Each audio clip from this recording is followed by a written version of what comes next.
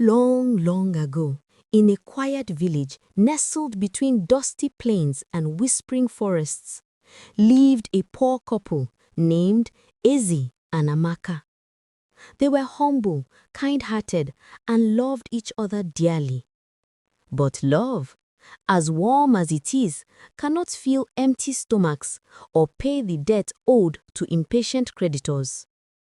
Eze and Amaka were so poor that their mud hut had more cracks than walls. Their clothes were threadbare, and their meals, when they could find some, were nothing more than scraps of yam or wild roots. They survived by doing odd jobs. Amaka would wash clothes at the river, and Eze would till people's farms for a few cowries. Yet, no matter how hard they worked, it was never enough. They always owed someone something. Their poverty became a source of shame in the village. Children mocked them, calling them the walking deaths. And adults whispered behind their backs, warning their own children, "Work hard though, or you end up like Eze and Amaka." One day, the village elders gathered and made a cruel decision. An elder with a gruff voice said, "Eze and Amaka bring nothing but shame and sorrow. Let them leave this village. We cannot carry their burden anymore." And so, with nothing but a raffia bag containing their last piece of dry bread, the couple was cast out, banished like dust in the wind. They walked for days, weak and heartbroken, until they reached the edge of the great forest that bordered the mountains. There, far in the distance, they saw a lonely hill, strange and silent. At its peak stood a small, crooked hut, glowing faintly under the moonlight. Driven by desperation and curiosity, they climbed the hill. As they approached the hut, the air grew warm, and the smell of roasted yam filled their nostrils. They knocked timidly. To their surprise, the door opened by itself. Inside, the hut glittered. Piles of gold coins shimmered in baskets. Jewels sparkled on shelves, and in the center, sitting cross-legged on a mat, was a kind old woman with glowing eyes and white braided hair. She looked like she had been waiting for them. "I am Adaeze, guardian of this hut. Many pass by, but only the pure-hearted can find me. You have suffered, yet your hearts remain gentle. This treasure is now yours." Eze and Amaka stood frozen. The gold shimmered like a sea of suns, and the air around them warm and fragrant like ripe mangoes. But their eyes darted nervously from the treasure to the strange woman who sat in the center of it all, glowing with otherworldly light. You say, "Forgive me, ma, but things like this don't just happen. What is the catch?" "Maybe it's a test, or maybe we're dreaming. Could someone be playing a trick on us?" "You are wise to question, for not all that glitters is a gift. But I assure you, this is no trick, and you are not dreaming. This hut reveals itself only to those whose hearts remain kind, even in suffering." Eze took a step forward, eyeing a basket overflowing with gold coins. "But why us? We have nothing. We were cast out by our people like stray goats. Why would we deserve all this?" "Because you did not let bitterness turn your hearts cold. You shared what little you had. You helped those who had even less. This place rewards such hearts, not with mere riches, but with the means to live, to give, and to grow." Amaka was shocked. "It is too much. We've never even held a single gold coin. How can we be trusted with hundreds?" "That is why I give you a warning, and this you must never forget." The air thickened, the golden light dimmed slightly, shadows stretching across the floor. The spirit raised one glowing finger and pointed to the walls of the hut, where ancient carvings shimmered to life. Images of people grabbing too much, faces twisted in greed, the hut crumbling around them. "This hut will always provide whatever you need: food, cloth, shelter, A little coin for kindness, it shall replenish. But if you ever take more than your portion, if you let greed creep into your heart and take from this place in excess, the heart will vanish. Everything it gave you will vanish. You will be left with nothing but regret. Eze and Amaka exchanged a long, thoughtful look. They thought of the pain they'd endured, the times they had gone hungry. They also remembered the feeling of giving their last yam to an old woman who needed it more than they did. We understand. We will not let greed poison what the spirit of kindness has given us, Amaka nodded confidently. We swear it, we will only take what we need, nothing more, Eze said, placing his hand on his chest. The spirit woman now smiled again, her form glowing brighter. Then rise, my children, begin your new life with wisdom, and may you never forget the cost of forgetting. They nodded eagerly, swearing to honor her words. And so, with cautious hands and full hearts, Eze and Amaka filled one small basket with gold and descended the hill, their eyes wet with tears, their future brighter than they had ever dared dream. For the first time in their lives, they were rich. They built a beautiful home at the foot of the hill. They wore fine clothes, ate 3 meals a day, and even helped the poor in nearby villages. People started calling them the Hill Couple, and travelers came from far to hear their story. But as time passed, things began to change. Eze, once a humble man, grew restless. Why must we take only what we need? We could be kings if we fill 10 baskets instead of 1. Amaka cautioned him. Eze, remember Adaeze's warning.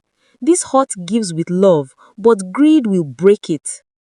But Eze did not listen.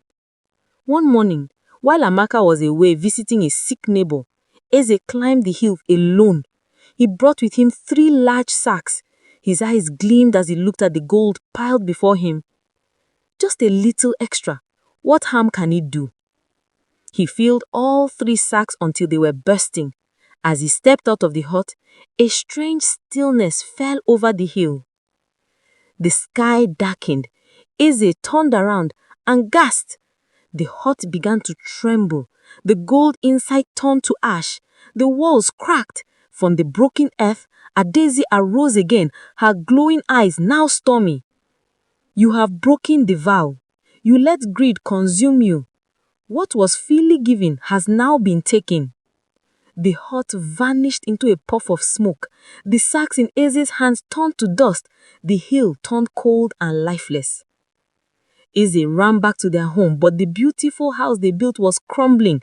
The servants had left. The food was gone. Everything, the clothes, the coins, the jewels, turned to sand in his hands. Amaka returned to find him on the ground, weeping. Eze, what have you done? She didn't scream. She didn't cry. But the pain in her voice was heavier than 1,000 storms. Her eyes, once full of hope and light, now clouded with heartbreak. Before her stood the man she had suffered with, dreamed with, and now the man who had let it all slip through his hands for the sake of greed. Eze collapsed on his knees weeping. I was only trying to secure her future. I didn't mean to lose it all. I thought just a little more wouldn't hurt. But the hill was silent. The wind didn't answer him. The sky remained grey. The once magnificent house they had built together now lay in ruins, its walls cracked and roof sagging. The fields they had planted were dry, and the servants they once helped had vanished like shadows. They were poor again. Not because the world was cruel, not because of fate, but because Eze had broken a sacred trust. He had turned blessings into dust. The villagers who once envied them now mocked them. Look at them, rich today, ruined tomorrow, just like before. And so they left, heads bowed, hearts heavy. They wandered from village to village. Some offered them food out of pity, others turned them away. But through it all, Amaka stayed by Eze's side. Her heart bruised, yes, but not broken. One evening, as they both sat under a mango tree. Amaka said softly, "I loved you when we had nothing. I loved you when we had everything. And now that we have nothing again, I still choose to walk beside you. But let us never forget this lesson." And so they began again. With calloused hands, they walked.